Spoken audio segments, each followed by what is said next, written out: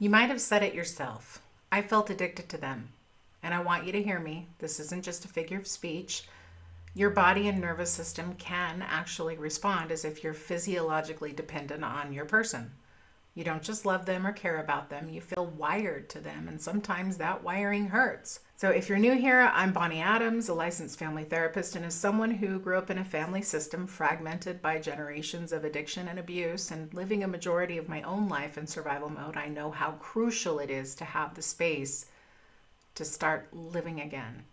And that's why I've dedicated my life to helping people recover and regain their true selves so they can end the cycle and finally lead peaceful, fulfilling lives. Now, let's talk about why you felt addicted to them. Pathological bonds can form when cycles of threat and care repeat. Sometimes these bonds might be referred to as trauma bonds. Think about it. They hurt you and then they apologize. They withdraw and then they return with affection. They lash out and then they're sorrowful and there's relief. Your nervous system starts to anticipate the reward.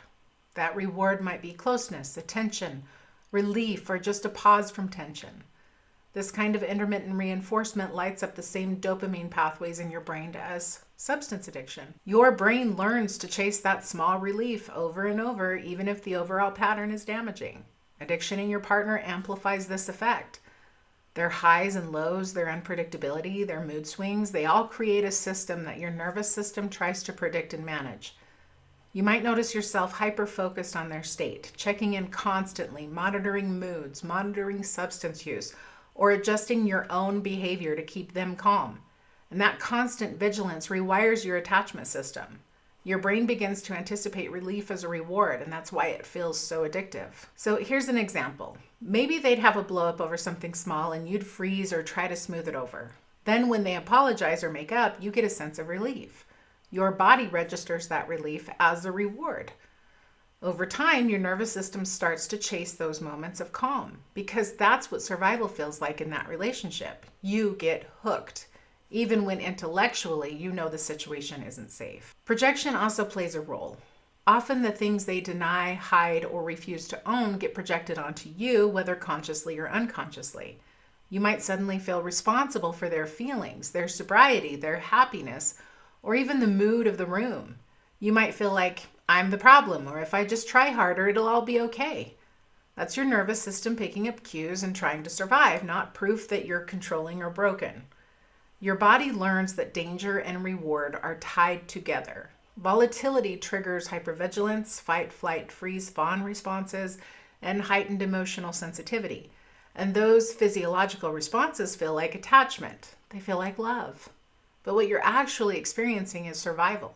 You become hooked, body and mind, on someone who is unsafe, even when your brain knows it's harmful. Now, in keeping with the theme, let's look at this through the lens of the anima. If you've been following this series, you know we've talked about the anima as your inner emotional life, the part of you that feels, regulates, reflects, and creates meaning internally. In these relationships, the substance or their volatility often becomes an outsourced anima for them. They rely on external regulators to process and handle internally. And sometimes unconsciously, you pick up that second layer of regulation. You're managing their emotional world, smoothing over chaos, anticipating triggers. Your own anima becomes entangled with theirs. So when I say addicted to them, I also mean addicted to the role you were playing. The constant attunement, the co-regulation, the tension release cycles. The intensity itself becomes familiar. The nervous system's craving isn't just for their presence, it's for the predictable pattern of chaos and relief. And here's the kicker. That pattern is wired into your own internal life, your anima. You feel addicted because part of you learned to survive that way. How do you identify your anima responses? That's the tricky part. Recognizing when your anima is responding to theirs rather than your own authentic needs. Here's how you can start noticing it. Pay attention to automatic reactions. Do you find yourself smoothing things over before you even think or absorbing their mood as if it's yours? That's often your anima reacting to theirs. Notice your cravings for relief. When you feel pulled back in, is it because you genuinely want connection? Or is it because your nervous system learned to seek the pause from chaos reward? Check in with your feelings separate from them. Journal or speak to a trusted friend. Can you distinguish your own emotions from the tension their patterns triggered? Name the roles you've taken on. Were you co-regulating, predicting, or absorbing moods? These roles can feel like loyalty, love, or responsibility, but they are often your anima trying to manage what theirs cannot. Once you can identify your anima's responses, you can start gently retraining them. Set small, consistent boundaries. There's that word again. Notice when your instincts to intervene are automatic and practice pausing or stepping back. This helps your internal regulator re-engage. Practice internal self-regulation. Use grounding techniques, breath work, or journaling to manage your own emotional state without relying on their behavior to dictate it. Reconnect with authentic desires. Ask yourself, what do I want or need here that isn't about managing them? Start with small choices that are purely yours. Use mirrors and feedback. Trusted peers, therapists, or support groups help you reflect your reality, so you can separate your anima's automatic response from actual connection or threat. Healing begins with understanding the biology of what you experienced. Your body isn't lying, it adapted to survive. Naming the pattern, observing your anima's responses, and gradually reclaiming your internal regulation are key steps toward autonomy.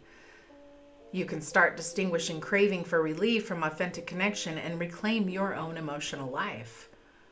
When you understand why you felt addicted, blame loses its power. You see the patterns for what they are, survival mechanisms that are reinforced by unpredictability, intermittent reward, and trauma. And that understanding is the first step toward reclaiming your autonomy and retraining your attachment system. Take a moment today. Think of one situation where your body felt hooked to somebody. Ask yourself, what was my anima responding to?